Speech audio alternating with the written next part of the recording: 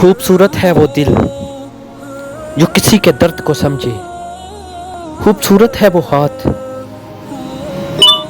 جو کسی کو مشکل وقت میں تھام لے، خوبصورت ہے وہ سوچ جو کسی کے لیے اچھا سوچے، خوبصورت ہے وہ انسان جس کو خدا نے یہ خوبصورتیاں عطا کی ہیں۔ جب اگلے سال یہی وقت آ رہا ہوگا، کس سے خبر ہے کہ کون کس جگہ ہوگا؟ بچھڑنے والے تجھے دیکھ دیکھ کر سوچتا ہوں، جب تو پھر ملے گا تو کتنا بدل چکا ہوگا۔ چار چیزوں سے دھویا کرو، زبان کو ذکر سے، آنکھوں کو آنسوؤں سے، گناہوں کو توبہ سے، اور دل کو اللہ کے خوف سے۔